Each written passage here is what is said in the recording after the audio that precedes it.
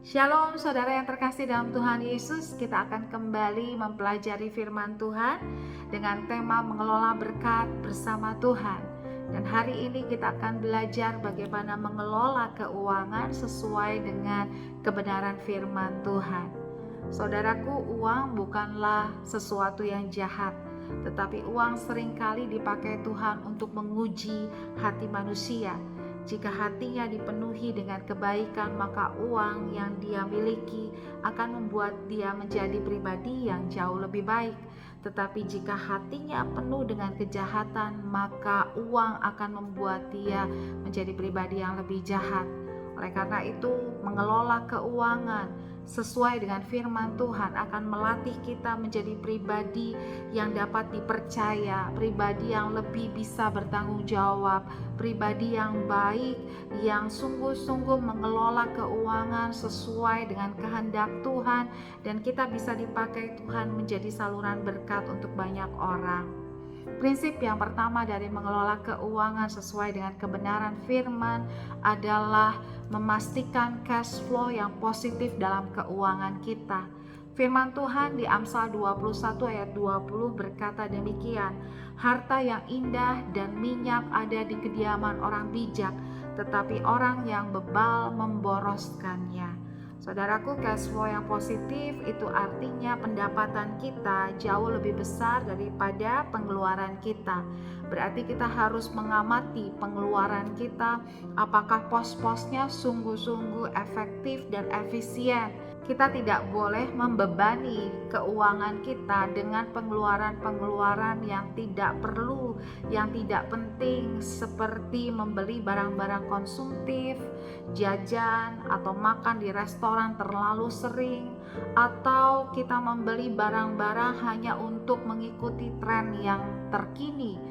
Saudara, pastikan kita tidak memboroskan apa yang Tuhan berikan kepada kita, tetapi jadilah bijak, jadilah berhikmat dalam mengelola keuangan, dan memastikan bahwa pengeluaran kita tidak lari pada hal yang sia-sia dan tidak berguna. Yang kedua, saudaraku, kita harus menyusun anggaran dengan bijaksana. Firman Tuhan di Lukas 14 ayat 28 menasehatkan, sebab siapakah di antara kamu yang kalau mau mendirikan sebuah menara tidak duduk dahulu membuat anggaran biayanya, kalau cukup uangnya untuk menyelesaikan pekerjaan itu.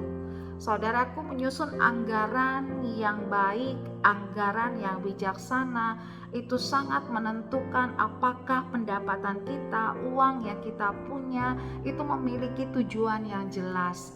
Karena tanpa penyusunan anggaran, maka uang kita tidak akan punya tujuan yang pasti. Uang yang tanpa tujuan maka akan hilang begitu saja, akan sia-sia. Oleh karena itu, anggaran akan sangat membantu kita untuk disiplin mengelola keuangan sesuai dengan pos-pos yang sudah ada. Dan menyusun anggaran juga menolong kita melatih diri untuk memprioritaskan pengeluaran-pengeluaran yang penting. Karena itu, pastikan saudaraku untuk disiplin membuat anggaran dan melakukannya sehingga keuangan kita menjadi keuangan yang kuat dan keuangan yang sehat. Yang ketiga, saudaraku, kita harus belajar menjadi pribadi-pribadi yang murah hati, karena prinsip keuangan di dalam Tuhan adalah banyak memberi, maka kita banyak menerima. Firman Tuhan di Amsal 11 ayat 25 berkata, siapa banyak memberi berkat, diberi kelimpahan. Siapa memberi minum, ia sendiri akan diberi minum. Saudaraku, murah hati adalah sifat dari Allah.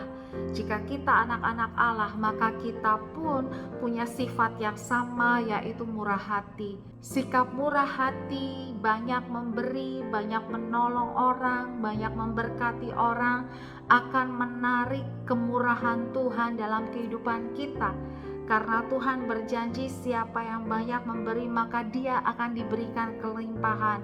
Jika kita menjadi saluran berkat yang aktif bagi banyak orang, maka Tuhan pun akan memastikan aliran berkat-Nya bagi kita tidak akan terputus, sehingga kita terus dapat menjadi penyalur berkat dan kemurahan Tuhan. Prinsip keuangan di dalam Tuhan seringkali berbeda dengan prinsip dunia. Orang dunia sering berpikir jika saya banyak memberi, maka saya akan kekurangan. Tetapi firman Tuhan memastikan bahwa jika kita banyak memberi, justru kita diberikan kelimpahan yang lebih banyak. Tuhan hanya akan mempercayakan berkat besar kepada orang-orang yang bisa mengelolanya sedemikian rupa sehingga tidak hanya dia yang menikmati, tetapi banyak orang yang bisa menikmatinya juga. Karena itu saudaraku, bermurah hati adalah kunci untuk mendapatkan keuangan yang lebih baik di dalam Tuhan. Karena Tuhan akan berkati keuangan kita ketika kita tidak takut memberi, tidak takut memberkati, tidak takut menolong orang lain dari keuangan kita. Memang kita harus bijaksana dan berhati-hati, tetapi jika Tuhan memberikan kita dorongan untuk menolong orang lain, biarlah hati kita lemah lembut dan kita mau menurut pada tuntunan Roh Kudus sehingga keuangan kita dipakai Tuhan dan diberkati Tuhan lebih lagi. Mari kelola keuangan kita sesuai dengan firman Tuhan. Percayalah, berkat-berkat Tuhan yang berkelimpahan, tingkap-tingkap langit yang dibukakan, itu menjadi bagian untuk keuangan saudara dan saya. Tuhan Yesus memberkati.